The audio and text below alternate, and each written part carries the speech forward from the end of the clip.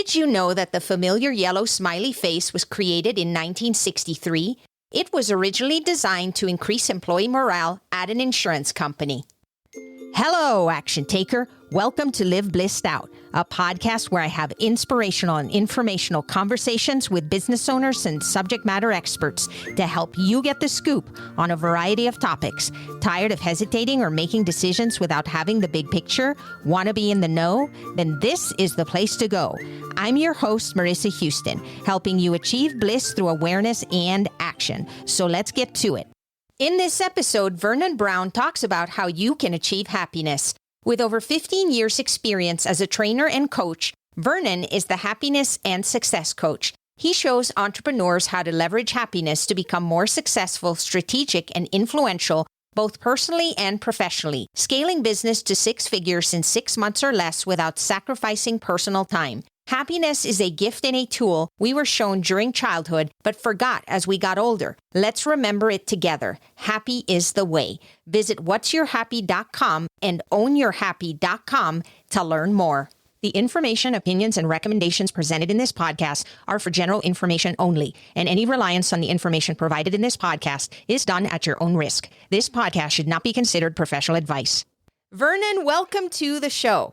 Marissa, thank you so much for having me here. I've been really excited to be speaking with you. Oh, me too. I so enjoy our conversations, and I'm looking forward to this one. What exactly are we talking about today? We are going to be talking about this elusive specter that you hear so much in headlines about called happiness, and how you can achieve it, what you can do to balance things out, and how you can practice it in your everyday life so it can affect your energy, so it can affect your dietary choices, and also how it can affect your confidence. Yeah, and happiness is such a big word because it means something different to everyone. And it's something that I think universally we all go after. Well, of course, we all want to be happy, but what exactly does that mean? And when we say we want to achieve it, it seems easier said than done. That is 1,000% correct, because it does mean something. Happiness is different for each person, right? Because there's different methods that each person or, ways of approaching it that can make you happy that might not make me happy, but it will make you happy, and vice versa, and many other, ways of stretching it out there. Whatever your happy is, if you like driving race cars, if you like ziplining, if you like knitting, crocheting, if you like cooking like I do, whatever that happy is, it's about the energy that gets created by you doing that happy and focusing on it. So it's not necessarily the vessel upon which it arrives, but once it gets there, it's what it brings you. That's what happy really means for me. I got closer to happiness, it seems, when I was more self-aware and also true to myself. At the same time, we as individuals have obligations. We have people that care about us, that want to spend time with us, for example, and they think that by putting us in a situation that they enjoy, that is going to bring happiness to us. But the reality is we're all different. Your friends call you up. They all want to go out and party at night, and that's not your thing. And then you feel obligated to do these things because you don't want to hurt their feelings. You want them to know that you really appreciate that they thought of you and that you care about them. But the reality is that's not what brings us happiness. And I think we all find ourselves in those types of situations where we're trying to be somebody that we're not because we don't want to hurt people's feelings. So how do we balance our lives in a way where we can still be who we love to be, enjoy the things we enjoy, while not making people feel alienated or unappreciated? This is such a great example, and it's something that a lot of persons struggle with. And no matter when your listeners are listening to this, this is going to apply. I love this question because it immediately makes me think of the quote, "To thine own self be true." And it's about, as you said, when you're right on the money, it's about being aware of what you enjoy and what you don't enjoy. Now, the big thing that I'm always talking with many smart, capable people about, many persons who are listening, and many persons like yourself, is you have to establish boundaries. Now, boundaries, some people are like, oh my gosh, that's a confrontation. No, it's a simple conversation. In many cases, it's kind of the preamble that you say right before you let people know what's going to work best for you. Because it's important that, sure, you love your friends, you love hanging out with your family, you love different things, but it might not be the right moment for you. Maybe you could just be in one of those times where you just feel like, I'm just not into it right now. You just don't want to, for whatever the reason is. It's about being able to say with power and authority, hey, is there any chance that we can do this next time? I'm kind of tied up right now. Could we try something next week? But to put down some sort of a boundary is important because it's not just letting them know, hey, I'm not feeling it or things like that, which you can decide if you want to share that with them. But the big thing for me is it's being so true that if you're not feeling it, let people know. It does not hurt their feelings. I like that because the thing is, sometimes we are not honest with people because we don't want to hurt their feelings. And it could be something as simple as, let's say your friends invite you out to have dinner and you're not comfortable driving at night. It's just as simple as saying, listen, I really want to spend time with you, but I'm not comfortable driving at night. Would you be open to picking me up perhaps? And then I'd be happy to go. And sometimes we're not having those conversations. I don't know. I think communication is so basic, and yet it seems to be the thing that people struggle with because it's hard to say no. And we don't want people to dislike us because we're different or perhaps we have different boundaries from what they have. Yeah, absolutely. When we were younger, it's, you want to be around people, and it's not to say that goes away. You tend to be more aware of your moods. You tend to be aware of some things that could be nagging at you, gnawing at you. So it's a big thing about checking in. That's where the awareness piece comes in. What I've seen in my practice with communication is people believe communication means it's going to be some sort of confrontation. It means communication could be some sort of quip, or you're being rude to people, or you could be hurting their feelings, when communication is literally communicating what your needs are and what's going to work best for you. And I understand why so many of us don't communicate because we're worried about what could be said, but that's why I'm big on using kind and caring language whenever we are communicating. For example, if you tell someone,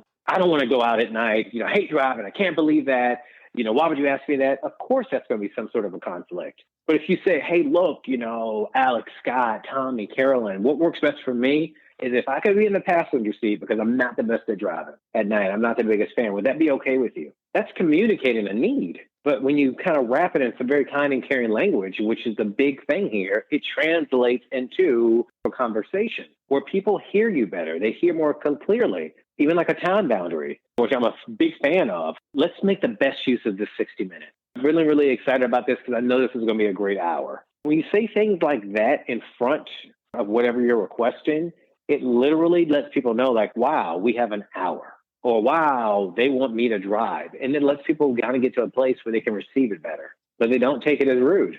Yeah, and I'm so glad you pointed that out because it reminds me of before the pandemic hit, everybody was expected to meet face to face. So it wasn't uncommon to get asked to meet for lunch or have coffee or whatnot. And even back then, I was already using Zoom because it was just so convenient. It really helped me stretch my time because I wanted to meet more people and connect. And I found myself having to drive back and forth, and it took hours in a day just to talk to one person. And I remember back then people were, in a way, offended because they'd be like, am I not important enough to have coffee or lunch with? You don't want to meet with me? That had nothing to do with it. But it's funny because now what I do is I position it as, I respect your time. I want to make sure that you get the most of our time together and also have more time in the day to do the things that matter to you. Would you like to Zoom? So now you're putting it in such a way that it is not perceived as negative.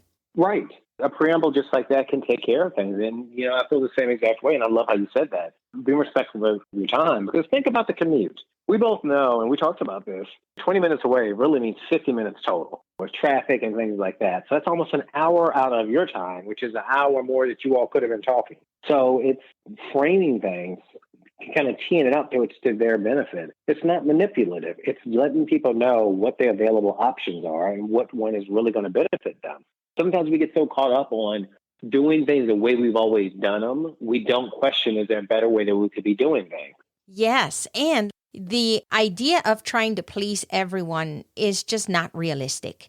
I know that no matter how hard we try or no matter how good our intentions are, there are always going to be people that take it the wrong way or differently or are not taking it in a positive way, whatever that may be. In fact, it could be the same situation that you hand to two people and one takes it very positively and the other doesn't. And if you spend your days focusing on that, then you're never going to do anything. You're always going to be worried about what other people are thinking. You need to be true to yourself first and know that as long as you're coming from a place of good intentions, you're not trying to hurt anybody's feelings, but more you're just being true. It matters because here's the thing. If you put yourself in a situation where you're uncomfortable, it'll show. And who wants to be around somebody who's grumpy or doesn't even want to be there? And on top of that, why would I want to put somebody in a situation that they're not happy being in? So I think you're actually helping the other person by giving them some sort of guide to say,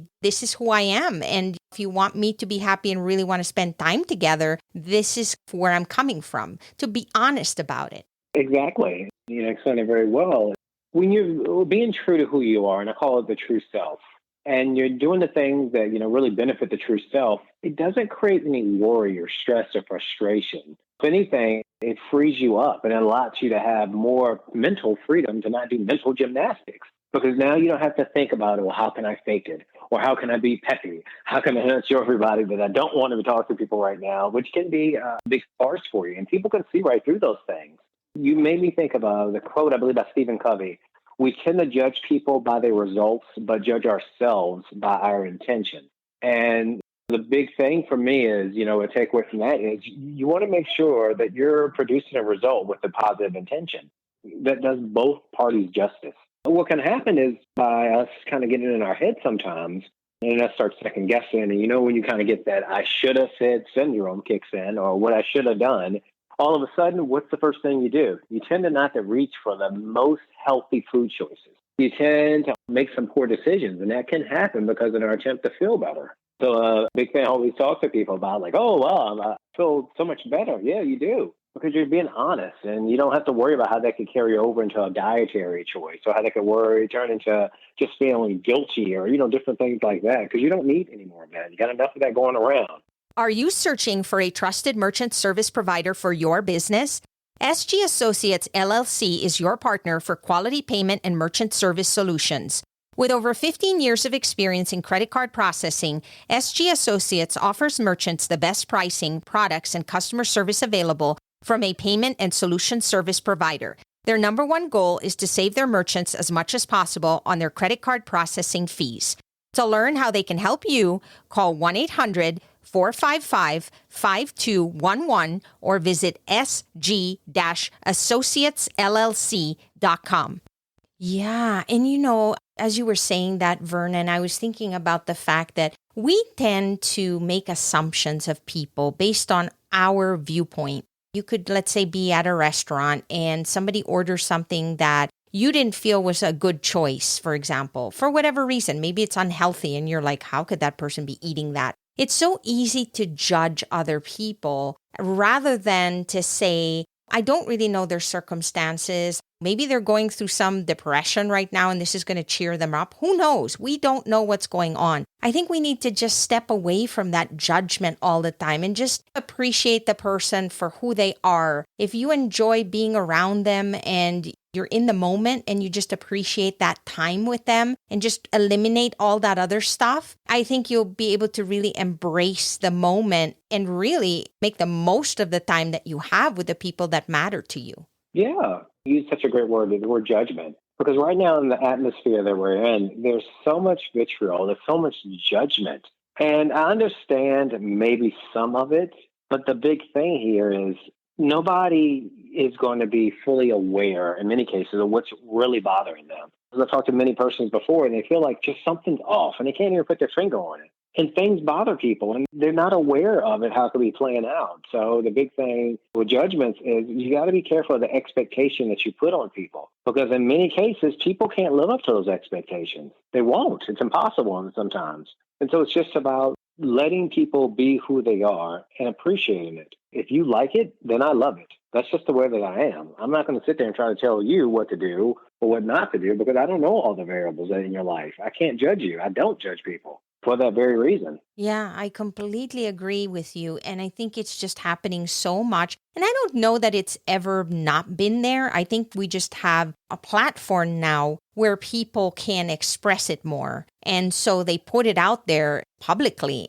I always say start with yourself. think about it. Even when you go shopping or you call somebody for help on the phone, they're not nice. Maybe even their tone of voice or the words they're using are not appropriate at that moment. And you're going, wow, what did I do? I'm just calling them for help and they're not treating me very well. My goal at that point is how do I make them smile or get their mind off it for a moment? Because I realized that perhaps they're having a terrible day and somebody yelled at them before I even got there. I don't know. And I realized too that it's not about me. And oftentimes we take it personally. We look at it as they're doing that to me, when in reality, they're just not having a good day and something is bothering them. So how about we turn that around and try to cheer them up a bit? And, again, you were just dropping so many good gems here. There is many excuses any of us could walk around now to find something to feel upset, bothered, offended by, whatever word you want to use, adjective to kind of describe things. But I think it's important to focus on the fact that the positive takes effort. It doesn't take any energy for you to think negatively, for you to be in a bad mood, for you to find what's wrong.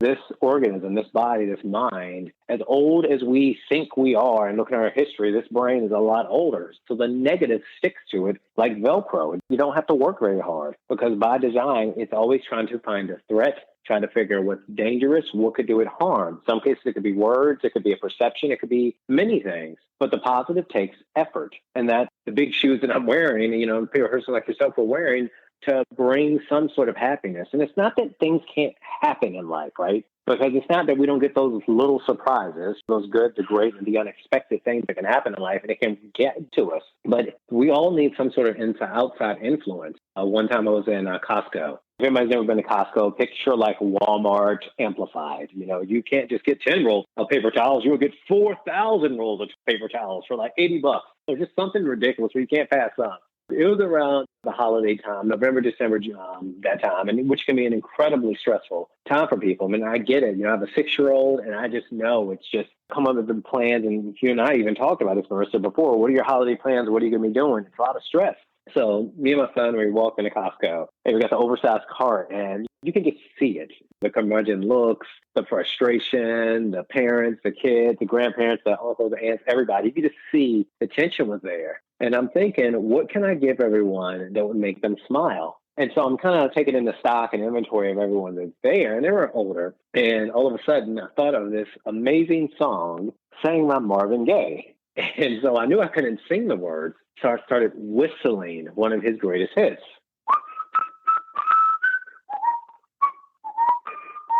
It was just a trip watching everybody sing those words as I was whistling. It was like pouring water on a plant in the sun. People just lit up. And you could see grandpa look at grandma and grandma look at grandpa, and you knew what they were thinking. But it just brought people back into an awareness of, I can be someone else. I don't have to wear this. Sure, there's frustration, but that's not who I am. And the same way that hey, how can I make this person smile? It's not about me. Someone could have yelled at them. The cat could have just died. They could have had just something that we don't know about that's bothering them. And sometimes people aren't even aware of it. But by giving people a place to smile and giving them a place to remember that it's okay to smile and be happy and it's all right, it really brings people closer together versus further apart. Oh my goodness, it sure does. And I do believe too that we need to balance things out. And the way we do that is, to your point, we are so honed in on the bad, which is why when news comes out, it's so sensationalized and it's always talking about terrible things because that's what we're attracted to naturally. We want to defend ourselves. And in order to do that, we need to know what the dangers are. And so we're attracted to that. But then how do we balance it? And the way I do it is I know, for example, that when you're out and about in the day and people that are serving you wherever, it's a tough job. I know that at some point in their day, they're going to get somebody yelling or complaining or doing something terrible, and they still go show up and do the job. And so when I see the person struggling, or even if they're just doing something nice at some point, I literally put it on my calendar on my phone. And then at night, when things start to calm down, I go to the website and then I'll write a a really nice review for that person to say thank you, because I know they need that balance. And who doesn't have a couple of minutes to do that? It doesn't take long because, you're sitting there winding down. Maybe you're watching TV or listening to music. You're wrapping the day up. Why not end it with something positive and doing something nice for somebody else? So I kind of like to throw that little habit in there, and everybody could have their own. I mean, you could do something different, but I think we need to counterbalance some of that stuff. Yeah, I love what you said about counterbalance. Balance what you see, what you think, and what you do in life. Life is about finding ways that if you're going to work hard, if you're going to be judgmental, if you're going to be critical, you have to balance that out with more of the happy, more of the positive. And it's not about always thinking that nothing's wrong or things don't get to you, but it's about looking at it, man, I can't believe it's raining. Man, I love green grass. Because when you start looking at things from that perspective, it shifts. Yeah, who am I going to become after this? I've worked with so many different couples and they're having some tough circumstances. And one couple in particular, they felt like it was going to be the end of the world. And when I was talking with them, it was an early on relationship, about 2 or 3 years. Not incredibly early, but slightly newer. Both just came out of some recent divorces. And one of the things is we talked about was this is when couples really find out who they are. This is when you really find out who you're in bed with, who's there to protect you, who's going to be there through the tough times. And when they looked at it from that perspective, like, wow, this person really does have my back because look at what we're doing. This person really is fighting for a perspective that though I might not agree on it, they are willing to stand here and talk about it, which is a lot of power. Because who wants to be with someone who's necessarily not going to stand up for something that they believe in? But when they looked at it from that perspective, all of a sudden, them butting heads realized, like, wow, we really are like two warriors right now, aren't we? They're like, yeah, now what battle are we fighting? The one to stay together or the one to stay apart? They kind of laugh. But when you frame things for what it really is, not what you feel it is in many cases, the truth can come out. Yeah. And the bottom line is, who gains even more? You. Because if you get out of yourself and stop being so focused on you and try to make somebody else smile or put something positive back into the world, somehow it just makes your world even better. Yeah. My house, where we're huge believers of altruism. Many years ago, we were poor. I mean, we didn't have any money. We were homeless and things were just really tight growing up. And I will never forget that for whatever reason, we got free tickets to the fair. We barely had gas money to get there, but my mom knew it was important for us to go. And I couldn't have been more than 8, 9, 10, around that age. My sister's a couple years older. And we went to the fair. And I also remember it's the week before school started. We had no school supplies, no school clothes. We were at the fair and some military event called us into the tent and they said, "This is for you." And they gave me and my sister a book bag and we could tell it had something in it. And they said, "Don't open it now, just open it when you get home." Marissa, I kid you not, it had all of our school supplies and it had clothes in it. Now, granted, they weren't the right size clothes, but they had a receipt for us to get the right size clothes for us. And I'm bringing that up because it taught me that altruism, people who help you when you don't even realize people are looking out for you, can change the landscape for a person mentally and in terms create more hope. And that was a big turning point for me in my life because I realized that I was being watched over. I got that sense anyway. And altruism really became the brainchild then. And it's what we do every year is we find families, we find persons to give to. We're not allowed to say that it came from us. That's a big rule. And what we do around November time, with Thanksgiving, depending if you celebrate it or not, we find a family from different school systems and we talk to the guidance counselors. Obviously, we don't want details, we're not asking, but find 5 to 10 families who are needing. And we just want them to know that people are looking out for them. And we buy Thanksgiving dinner. I mean, they prepared and everything. We just try to make sure we facilitate all the ingredients, but they're not allowed to know that it's us at all. Because that's a rule. We don't give to give for people to say, oh, we gave. No, give to let people know there's people out there who care about you. With people seeing things like that and knowing that someone cares about it, knowing that someone took the time to write a review for them, those things show up in such a big way for people, you just have no idea. Exactly. And to your point, Vernon, I think that we overthink it sometimes and we think, oh, I got to go through all that, right? Where do I go to get the meal and who do I talk to do this and that or the other? It doesn't take much. It's an act of kindness, a thoughtful thing. I heard some people saying that they leave little hearts in places you would never expect, little sewn hearts that they put around with a little note and somebody can just pick them up and it has a nice little message in there, and it's just a surprise. It doesn't take much, but I think we all have to do our part to try and brighten the world rather than complain about it and talk about how terrible it is, because there's always going to be bad stuff happening. But I think if we put out more good, we're going to get more good. Yeah. For me, it's recognizing what you give back in this world is not necessarily how it's going to be returned to you, but it will be returned to you. Exactly. Without expectation, it will just happen. It's almost like a boomerang. And because so many people are focused on the things that they're worried about or the things that are not going so well, when those positive things come to light, it just shines brighter than anything you can imagine. It just makes your day. The simple things. Vernon, tell us how people learn more about you. What exactly do you do to help people, and how can they reach out to you and find out about how you help? Thank you, Fran, for asking me this question. You can find me on Facebook. You can find me on LinkedIn. You can find me on Instagram. And the big message is always awakening people, even if you just hear what I have to say, but to find another way of being than what you currently are. Many things that you've learned just need to be unlearned in some cases, because let's just say you don't like certain things about yourself. It's just a habit. That's all it is. And we just need to unlearn it.